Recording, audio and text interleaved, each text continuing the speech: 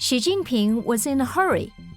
Just one day after Beijing officially ended zero COVID, and immediately following a meeting with leaders of the World Bank and IMF, Premier Li Keqiang told reporters that China is welcoming foreign investments and promoting an institutional opening up. That message was echoed by the Chinese ambassador to the U.S., Qin Gang, in an article titled How China Sees the World, published in the National Interest on December 27th.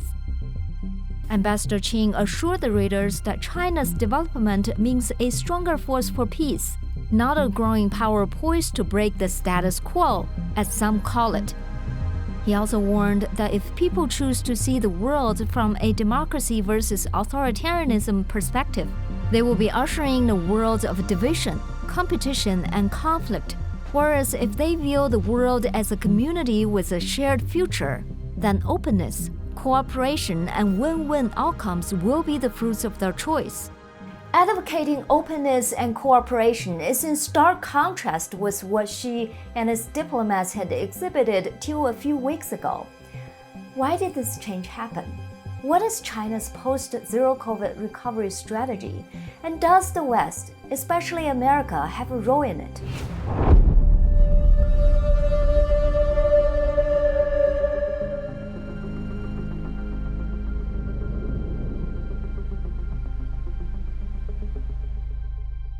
The main reason for Xi's change of attitude is because China's economy is in big trouble. This is also one of the reasons why it ended zero COVID. With China's 2022 GDP at just 3.2%, well below the projected 5.5%, elite financial institutes are adjusting their forecasts for the Chinese economy. Goldman Sachs has pushed back their projection that China's GDP will overtake that of the US until 2035. The Japan Center for Economic Research, which previously predicted that China would become a world leader between 2028 and 2033, now says that won't happen for several decades. Further evidence of China's grim economic prospects can be found in the Central Economic Work Conference held on December 15th, a meeting summarizing the current state of China's economy and establishing priorities for economic efforts in 2023. According to the briefing, the biggest challenge for China's economy, beyond balancing epidemic prevention and control with economic development, is the lack of domestic demand. While domestic demand involves both consumption and investment, China's challenges stem from low consumption. From 2018 to 2021, China's consumption percentage in GDP has been stalled at roughly 55%, significantly lower than America's consumption, which has risen to over 80%. Zero COVID created a deep decline in China's consumption, and its end will raise consumption over time, but only after the emerging epidemic subsides. The Chinese government's prediction that Omicron would simply behave as a bigger version of the flu has been proven untrue, as cases surge throughout the country. Until China gains more stability in those soaring cases, consumption will continue to stagnate. But fear of infection is just the immediate concern driving this lack of consumption. The core concern comes from the wealth structure of the Chinese people. One of China's renowned financial think tank platforms, China Finance 40 Forum, recently released a 2022 Jingshan report demonstrating that while the top 10% of the Chinese population's net worth accounts for 68% of total wealth, the bottom 50% account for just 6.3% of total wealth.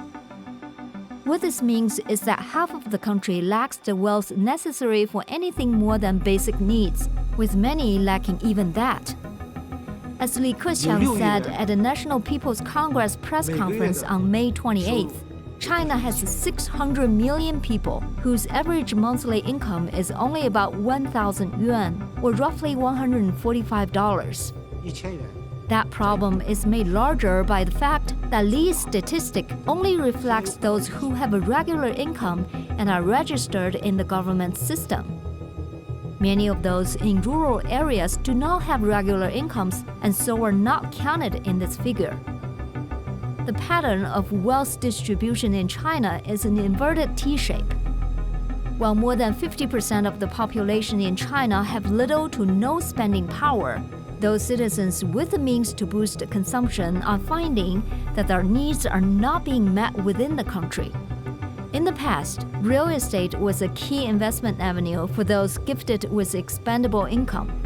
But with the real estate market in a sharp decline, they have shifted their wealth overseas.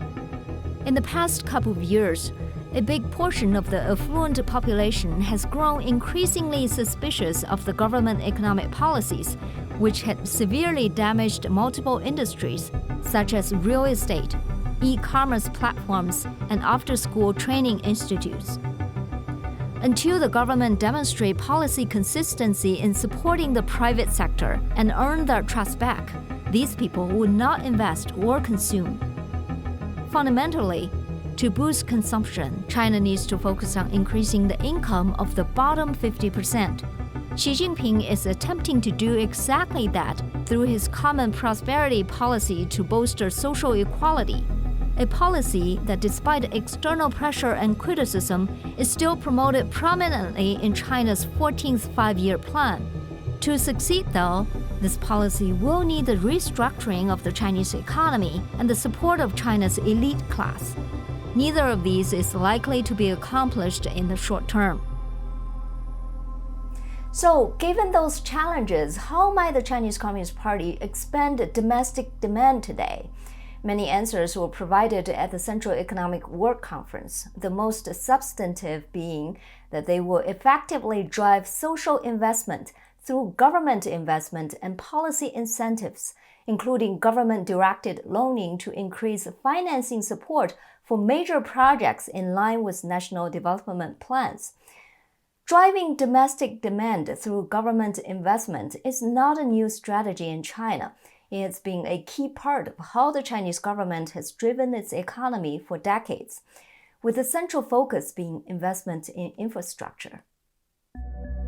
In 2021, China's fixed asset investments, including government infrastructure projects, new plants and equipment, housing built by real estate developers and more, accounted for 44% of GDP, up 4.9% from the previous year.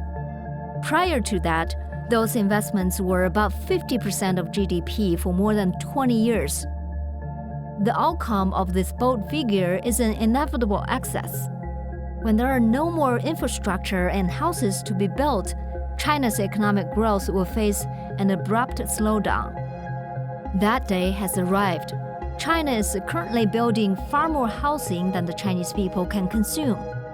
Roads, railways, airports, and shopping malls exist in ghost towns. Even so, the 2023 Central Economic Work Conference still cited government investment as a primary means of boosting the economy.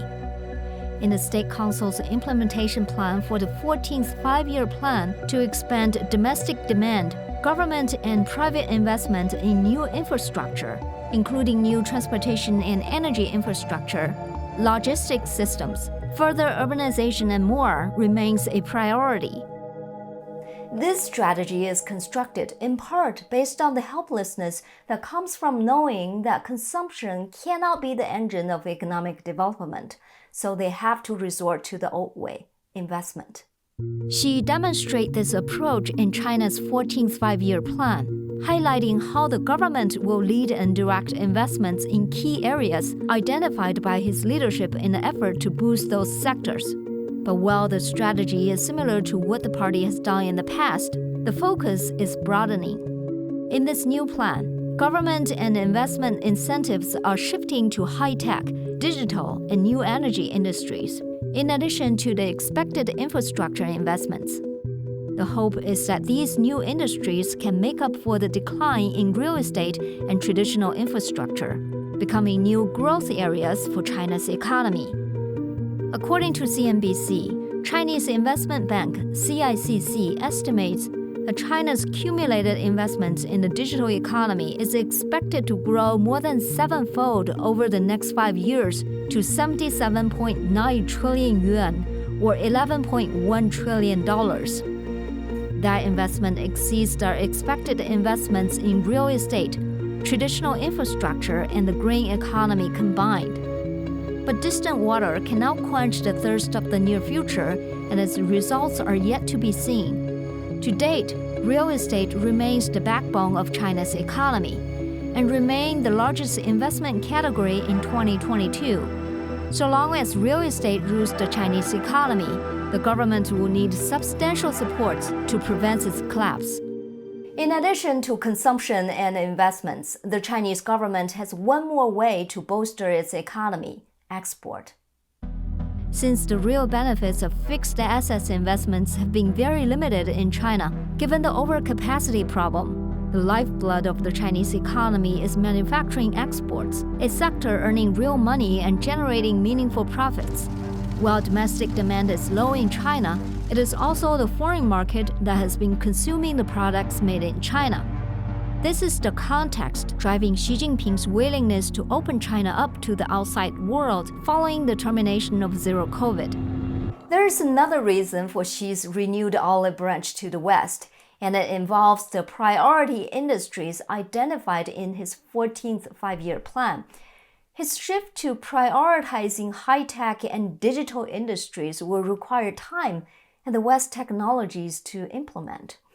The current tenor of relationships between the West and China are likely to lead to embargoes on necessary technologies and an end to foreign capital offered through investments, both of which would severely hamper China's high-tech development. So how should the West, and the United States in particular, view China's turnaround? The New York Times published an opinion piece by Mr. Ming Xinpei on December 15th, titled Xi Jinping Gets a Chance to Reassert the Mandate of Heaven. The article says that after Xi Jinping terminates zero COVID, he should learn from Deng Xiaoping, make a new contract with the Chinese, refocus on economic development, and include more consultation in the party's decision-making process. This would make the Communist Party's rule more secure and preserve his own mandate of heaven.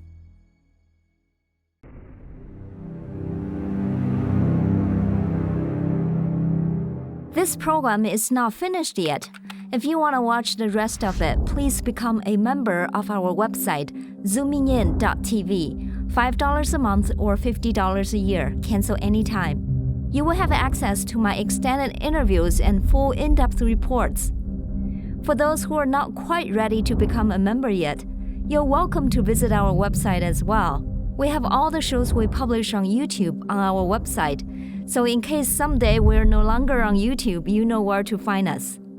Oh, you can simply donate to us on our website too. Finally, I would like to thank our sponsor, Shenyun Performing Arts. Shenyun is the best traditional Chinese dance and music performance out there. It illustrates a China before the Communist Party. You can enjoy Shenyun at your nearest theaters. For Zooming In audience, please get your discounted ticket at shenyun.live/Simone-Gao23.